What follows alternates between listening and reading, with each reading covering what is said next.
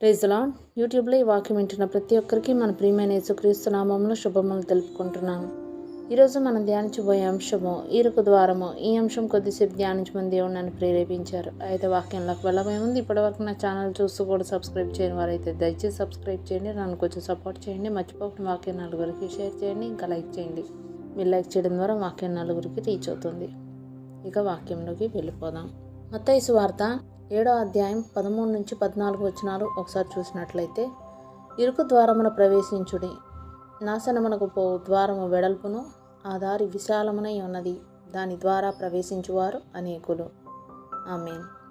యేసు ప్రభు అనేక సందర్భాల్లో ఉపమాన రీతిగా చెప్పిన విషయాలు ఆయన శిష్యులకే అర్థం కాక దాని భావం ఏంటని ఆయన చాలాసార్లు అడిగినట్టు మనం చూడగలం.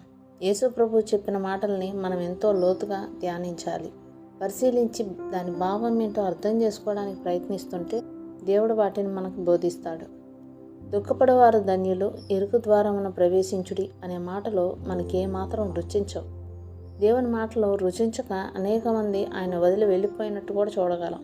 ఆశీర్వాదాలు దయచేస్తాడనుకుంటే ఇలాంటి మాటలు చెప్తున్నాడు ఏంటని ఆయన మాటలు మనకి రుచించవు.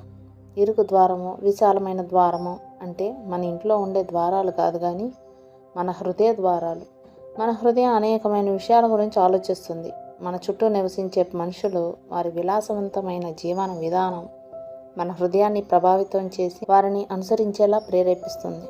అనేక మంది ఆ మార్గంలో వెళ్తుంటారు కాబట్టి వారిని అనుసరిస్తే మనం కూడా ఆ విశాలమైన ద్వారం గుండా వెళ్లాల్సి ఉంటుంది. అయితే దాని అంతం మరణంతో ముగుస్తుంది. నీతిమంతులుగా జీవించేవారు చాలా తక్కువ మంది ఉంటారు.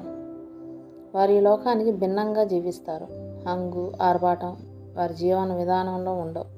వారు ప్రవేశించిన ద్వారం ఇరుకుగా ఉన్నప్పటికీ దాని గుండా ప్రవేశించే వారి మార్గం జీవానికి దారితీస్తుంది.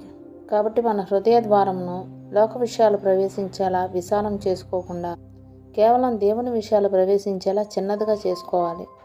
దేవుడు ఈ భూమిని జలప్రలయంతో నాశనం చేసినప్పుడు ఈ భూమి మీద కొన్ని కోట్ల మంది నివసిస్తున్నారు. అయినా కూడా నోవహు కుటుంబం 8 మంది మాత్రమే రక్షించబడ్డారు.